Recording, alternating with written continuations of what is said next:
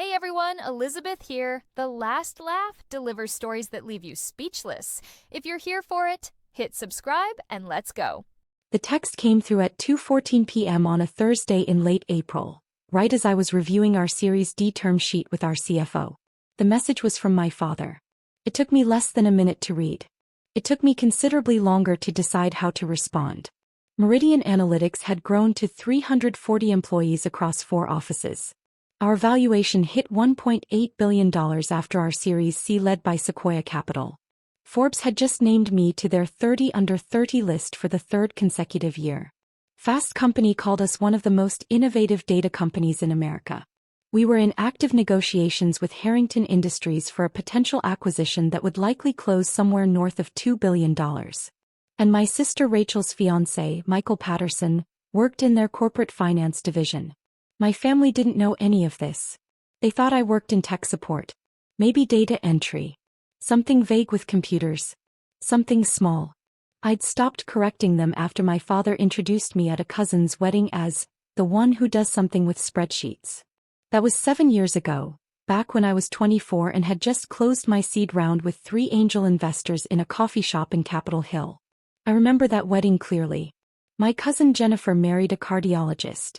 My father spent the entire reception telling anyone who would listen about Jennifer's husband's credentials.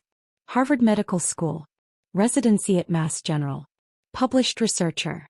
When someone asked what I did, my father waved his hand dismissively and said, "Sarah's still figuring things out.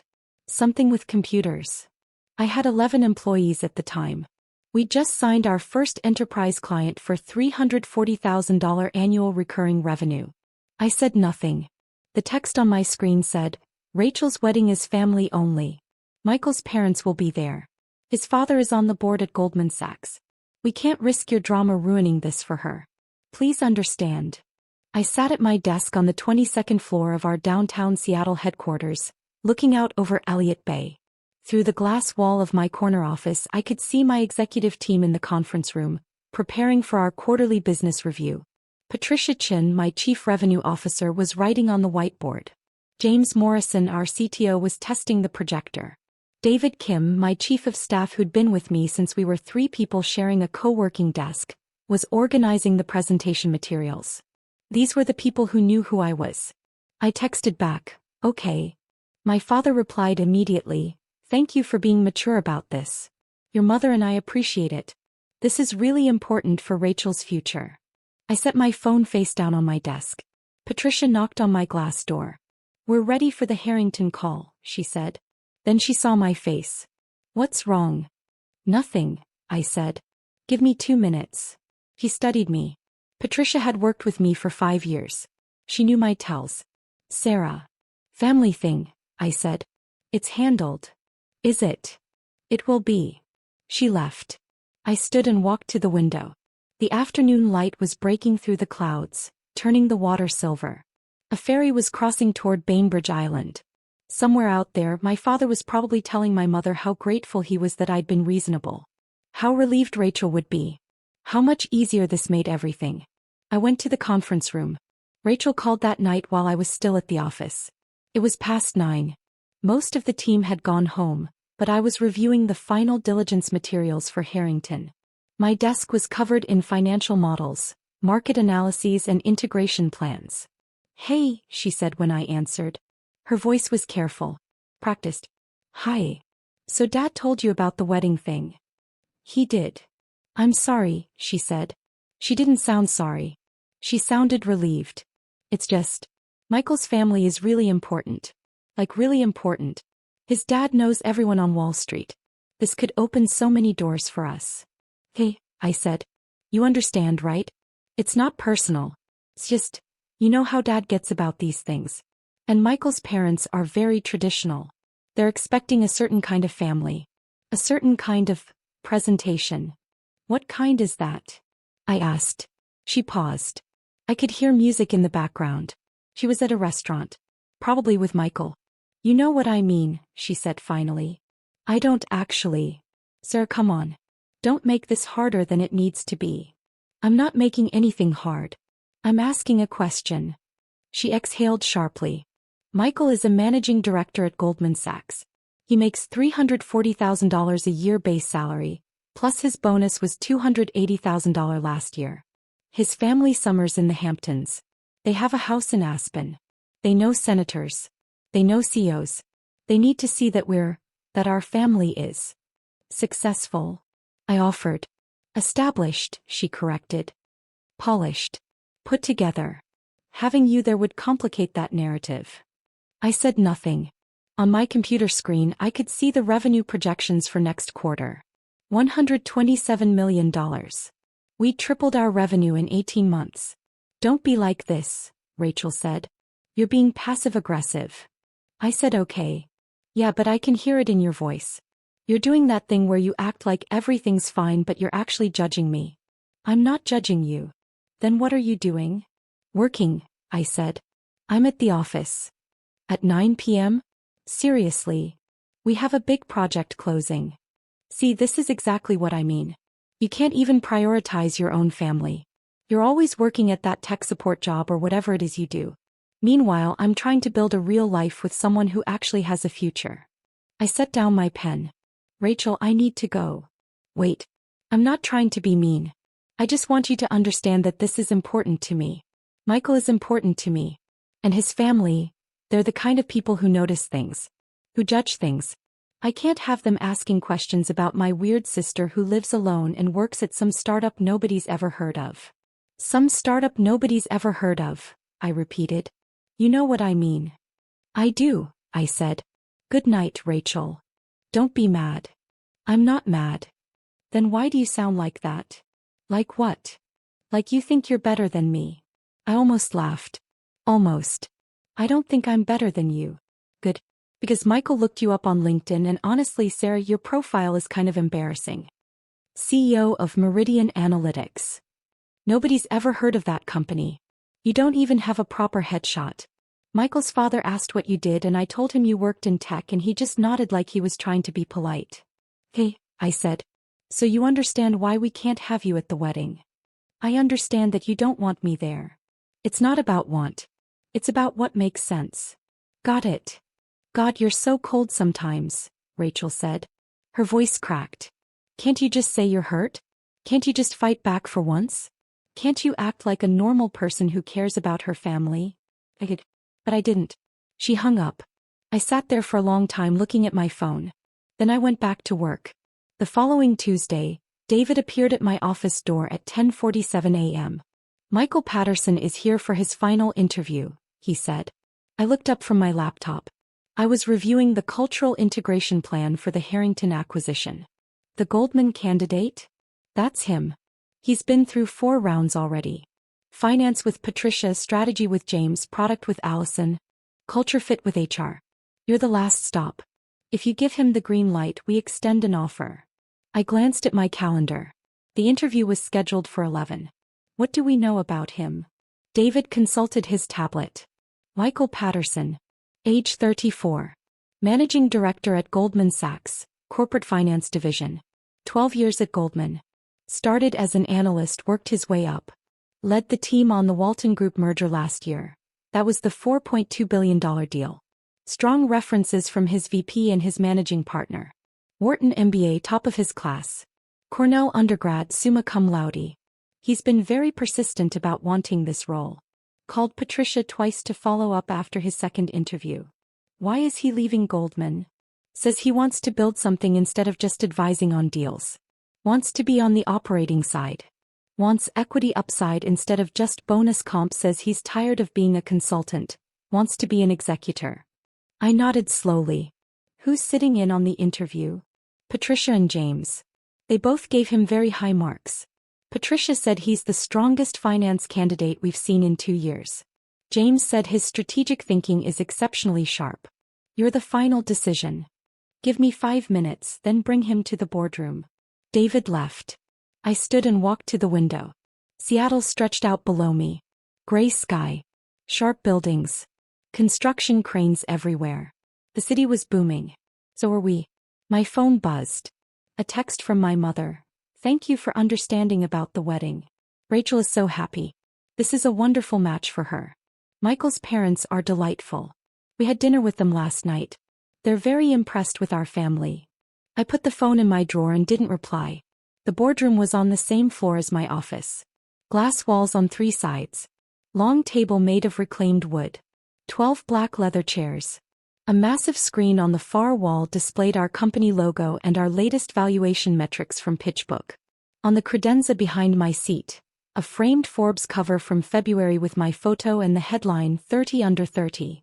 The Data Disruptors, a Deloitte Fast 500 plaque recognizing us as the 23rd fastest growing company in North America, and a signed term sheet from our Series D round. Patricia and James were already seated when I walked in. Patricia had her laptop open. James had a printed copy of Michael's resume with notes in the margins. "He should be strong," Patricia said as I took my chair at the head of the table. His presentation on restructuring our M&A pipeline was genuinely excellent. He found inefficiencies I hadn't even thought about. "Confident without being arrogant," James added. "Knows his limits.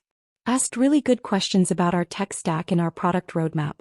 Admitted what he doesn't know. That's rare at his level." "What's his read on the Harrington deal?" I asked. "Positive," Patricia said. "He thinks the strategic fit is obvious. Sees huge cross-sell opportunities.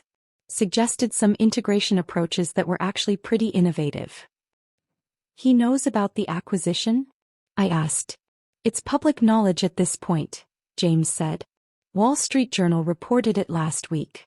He brought it up in his strategy interview. Said that's part of why he's interested.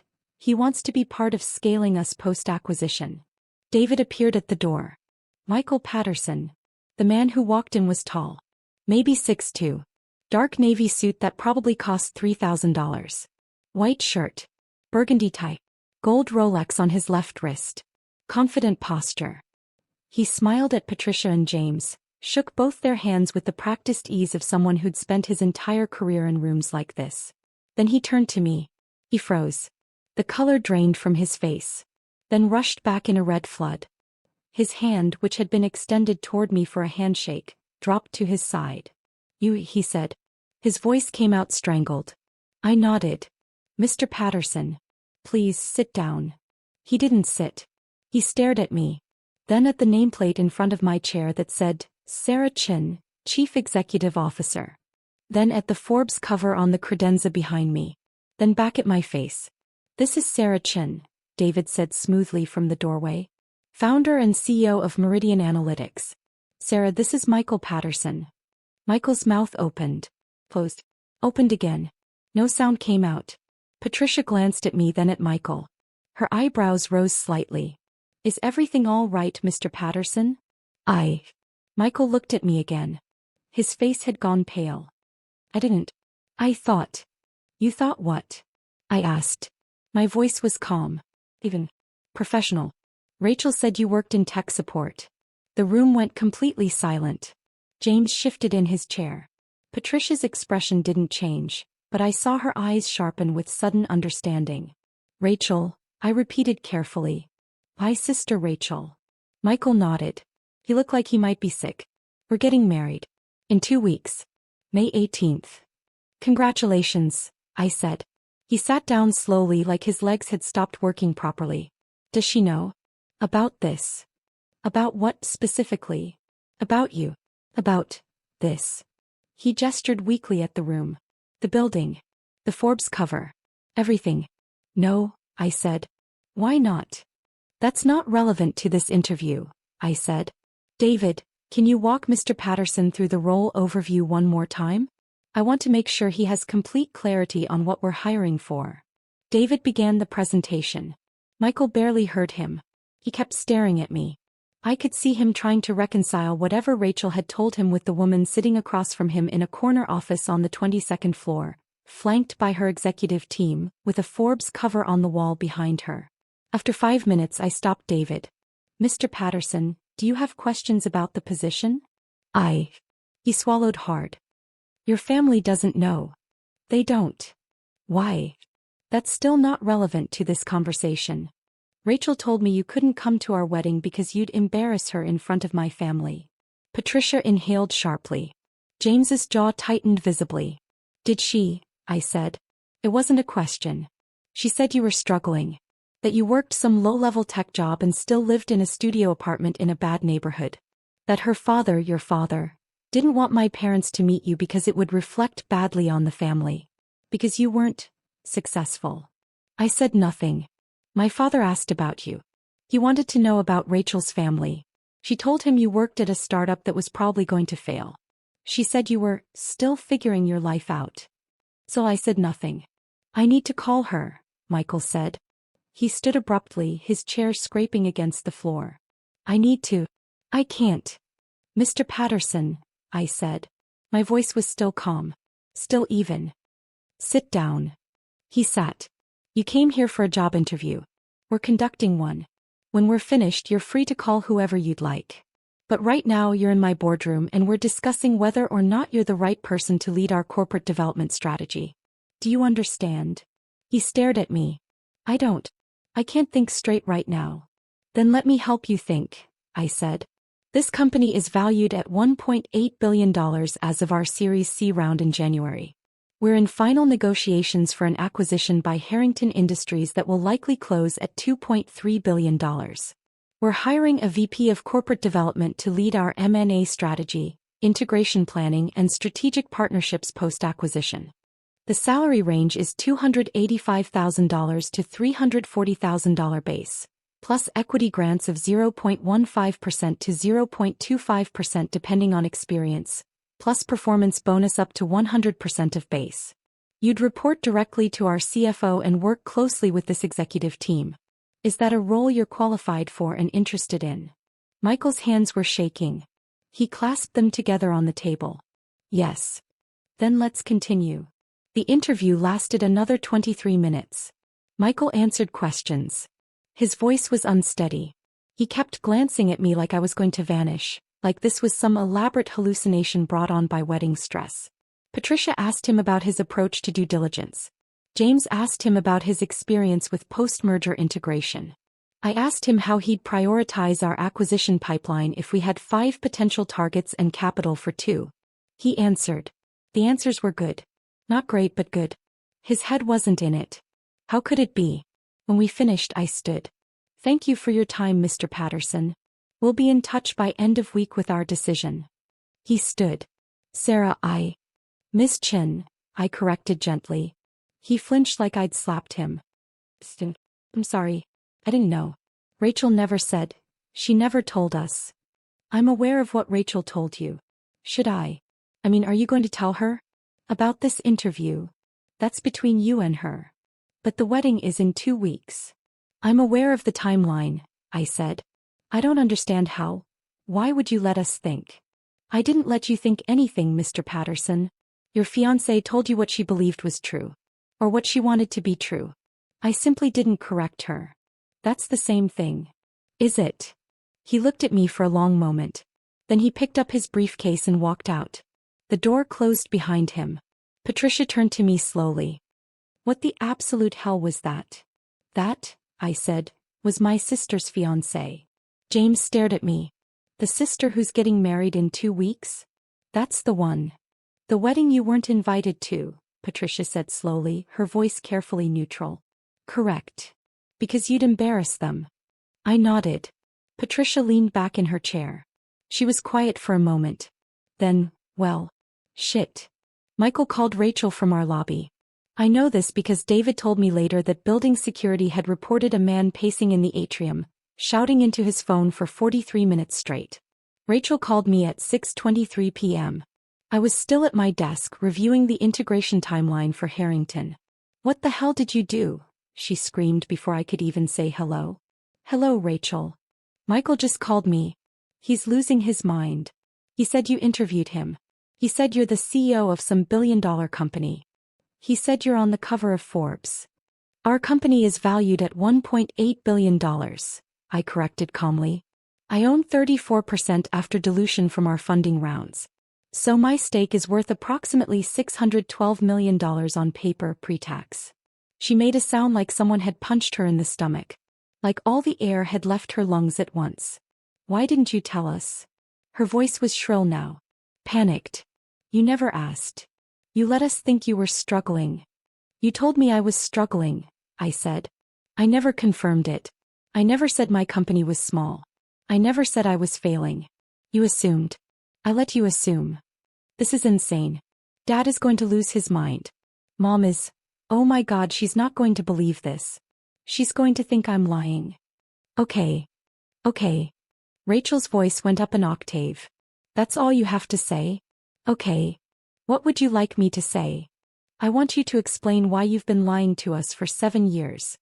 I haven't lied once, I said. You hid this. You let us humiliate ourselves. That's the same thing. Is it? Yes. Michael's parents are going to think we're insane. His father called him tonight. He's on the board at Goldman. He knows the CEO of Meridian Analytics. He's golfed with you at a charity tournament. And now Michael has to explain to him that you're my sister and we told him you worked in tech support and we didn't invite you to the wedding because you'd embarrass us. I said nothing. Do you have any idea how this makes us look? Rachel demanded. Do you even care? No, I said honestly. I don't. She hung up. My father called 11 minutes later. Rachel says you're a CEO. His voice was tight. Controlled. I agree. I am. Of what? Meridian Analytics.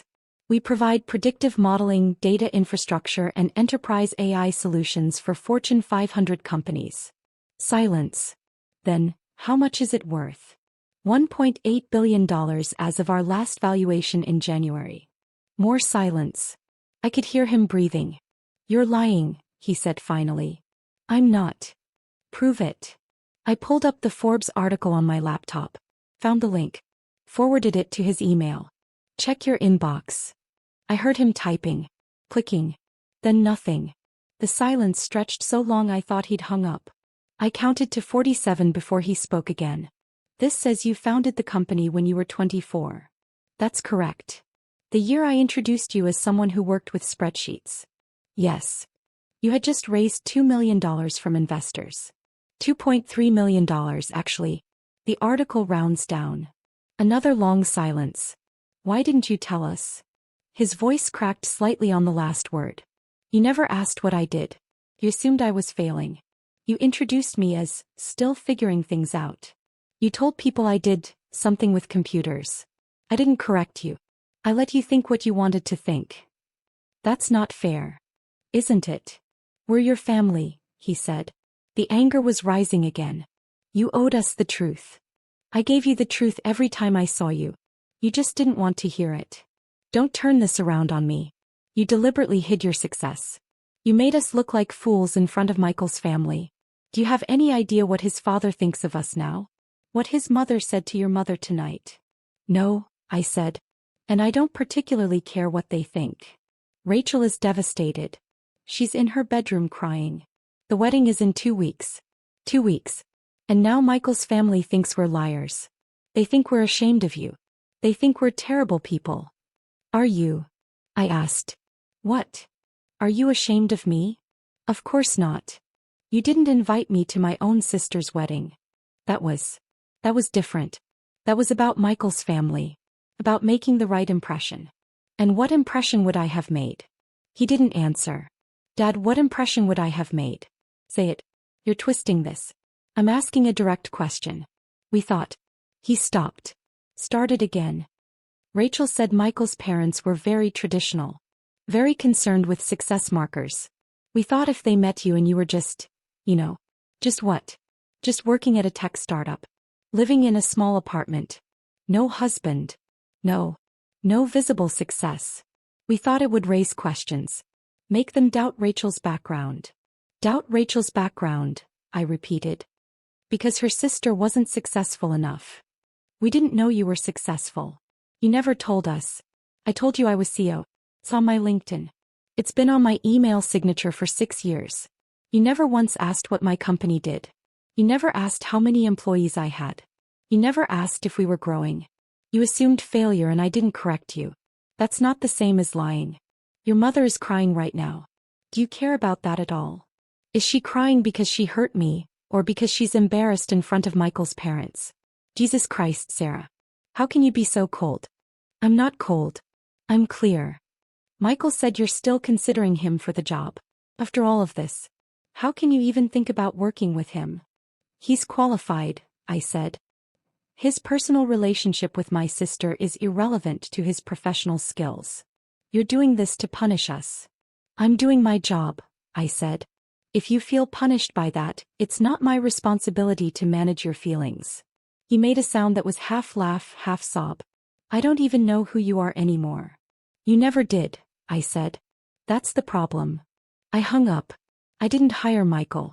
Not because of Rachel. Not because of the wedding. Not because of my father's phone call or my mother's tears or any of it. I didn't hire him because during that interview when it mattered most, when he was under pressure, when he encountered something unexpected, he fell apart. He panicked. He lost his composure. He couldn't think strategically because he was too busy processing his personal shock. Patricia put it best when we debriefed the next day. When he saw power he didn't expect, he panicked. That's not someone I trust to lead M&A negotiations when things get complicated. And things always get complicated. We sent him a polite rejection email on Friday afternoon. Standard corporate language. While we were impressed with your background, we've decided to move forward with another candidate whose experience more closely aligns with our immediate needs. He didn't respond. Rachel called me 16 times that weekend. I didn't answer. My mother left 7 voicemails. They started apologetic and ended angry. My father sent 11 emails. They started with, "We need to talk about this like adults," and ended with, "You owe your sister an apology for sabotaging her relationship." I deleted them all. The wedding was on Saturday, May 18th at a country club in Connecticut. I know this because my mother sent me a photo of Rachel in her dress at 3:47 p.m.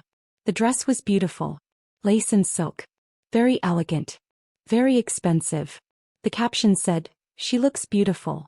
I wish you could have been here to see this." I was in San Francisco that weekend. Harrington Industries had invited me to speak on a panel about enterprise AI at their annual leadership summit. The acquisition was progressing well. We were in final diligence. Everything was on track for a June closing. I sat on stage next to their CEO Margaret Wu, and talked about the future of predictive analytics and data-driven decision-making. 200 senior executives in the audience. I felt calm. Present. Myself. Afterward, Margaret pulled me aside backstage. "I heard about your sister's wedding," she said. I looked at her sharply. "How?" "Michael Patterson's father, Richard, sits on our strategic advisory board. He mentioned the situation to me last week. He thought it was, he used the word remarkable." "Did he?" "He said your family didn't know who you were. That you'd been excluded from a wedding because they were ashamed of you professionally. And then the groom interviewed with you for a senior position." Margaret smiled slightly. "He said it was the most spectacular failure of due diligence he'd ever witnessed. That's one way to put it. How do you feel about it?"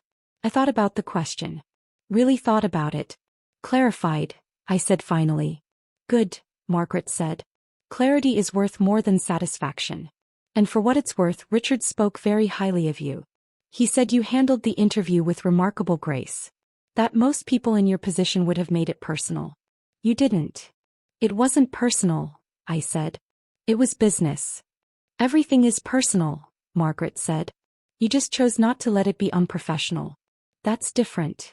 The messages kept coming all week. "My father sent an email on Tuesday. We made a mistake. But you made it worse by hiding this from us for years. We're family. We should have been able to trust each other. You violated that trust." I didn't reply. Rachel sent a text on Thursday. "Michael broke off the engagement. His parents don't think I'm stable. They think our whole family is a mess. They think we're liars and social climbers who deliberately misrepresented ourselves. Are you happy now? Is this what you wanted?" I wasn't happy. I wasn't sad. I felt nothing. My mother called on Friday morning. I answered this time. "Please," she said. Her voice was rough. She'd been crying. "Please talk to us. Rachel is devastated. Your father is beside himself. We didn't mean to hurt you." "Yes, you did," I said quietly. "We thought we were protecting Rachel's future. By excluding me. By avoiding complications." "Complications," I repeated. "Is that what I am?" "We didn't know," she said. Her voice broke. "We didn't know who you'd become. What you'd built. If we had known." If you had known, you would have treated me differently. That's the problem, Mom. You only wanted me at the wedding if I was successful enough to impress Michael's parents. Not because I'm Rachel's sister. Not because I'm your daughter. Because I might have been useful. That's not fair. Maybe not, I said. But it's true. Then show us now. Let us make this right. Come to dinner. Let us apologize properly. Let's start over.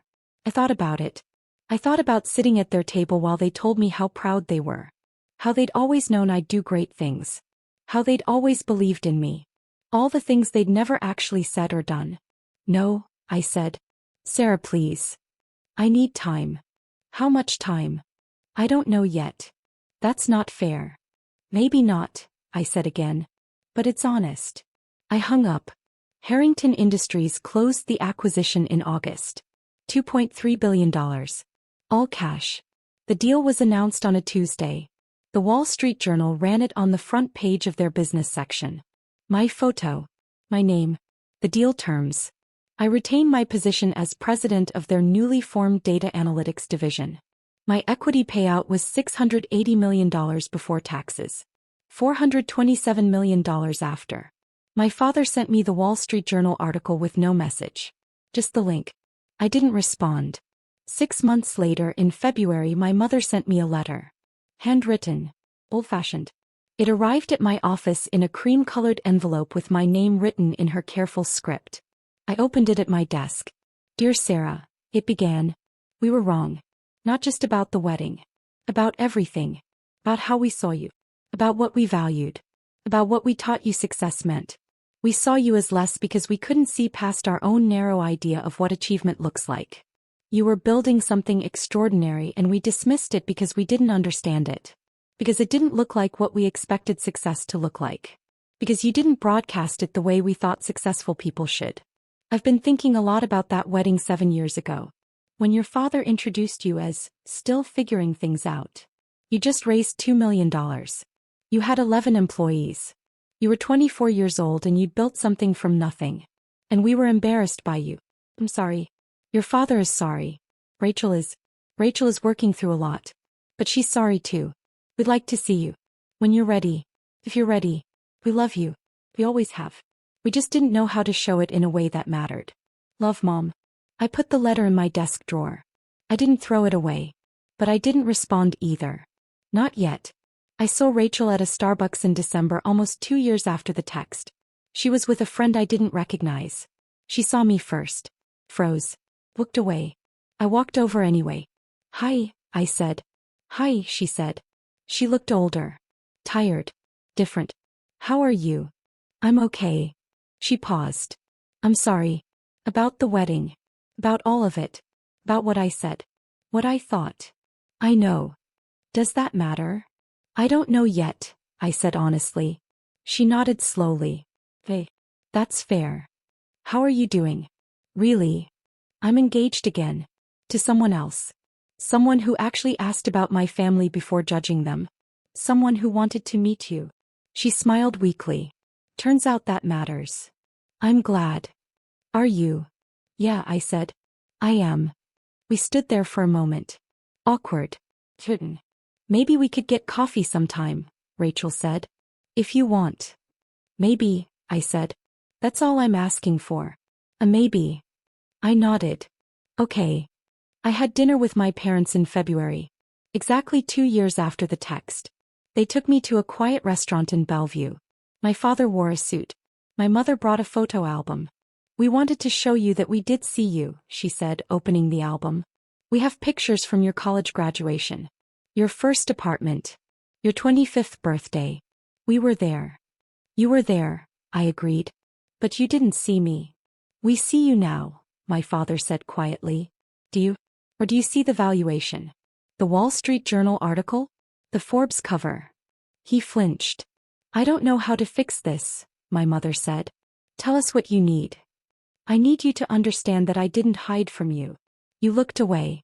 You looked at Rachel and saw success because she was marrying someone with a title you understood. You looked at me and saw failure because you didn't understand what I was building. That's on you. Not me.